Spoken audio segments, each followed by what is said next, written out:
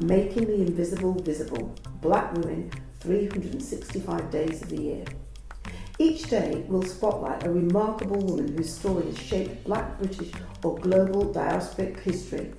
Women whose achievements are too often overlooked. Through these daily short films, we create a living, breathing archive of leadership, creativity, resistance and legacy. Let's begin. Hi, I'm Jaida Salmon and I'm the Admin Assistant at Serendipity Institute for Black Arts and Heritage. Alongside that, I am an interior designer, I'm a babysitter and I'm a creative at heart. I love to be around family and friends, spend time with people as well as exploring nature, going out with my friends and family and having a bit of fun. I feel like in this life you need to have fun and I look at different ways to do that. I'm always wanting to bring my friends together, I'm always wanting to explore new things.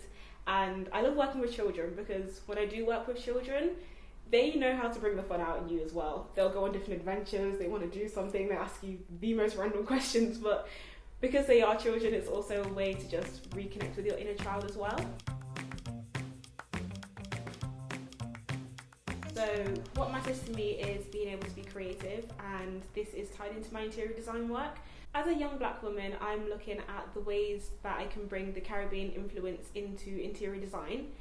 For myself as a designer, I've noticed that within the industry, everything is quite monotone, chrome, and quite modern, and I'd love to see colour, bright patterns and aesthetics brought into that industry. So the ways that I do this is looking at bringing different textures, patterns, and figuring out how I can bring light, colour, and the excitement of the Caribbean into the UK. So the project is called One Woman, Three Islands, and I'm looking at my heritage. So I'm a Black British woman and I'm looking at Jamaica, Antigua and the United Kingdom. And the aim is to create 3 art pieces that are portraits.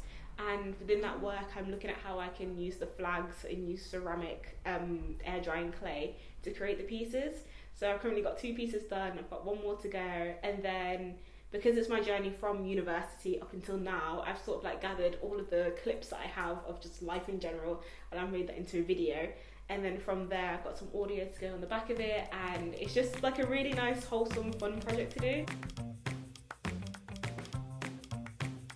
A moment that has been professionally a shift for me is when I was doing my placement year, because there was this one individual from Little Lost Robots who took a chance on me.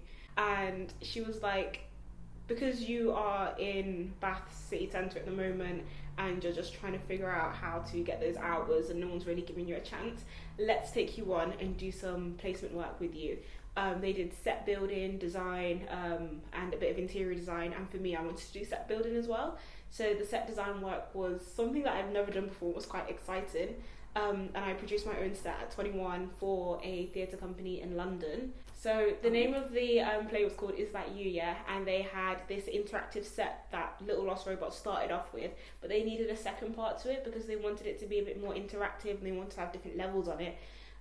So I was given the brief to create a London scene. So they had like these little steps and we had to like create graffiti on them and have a bit of fun with it.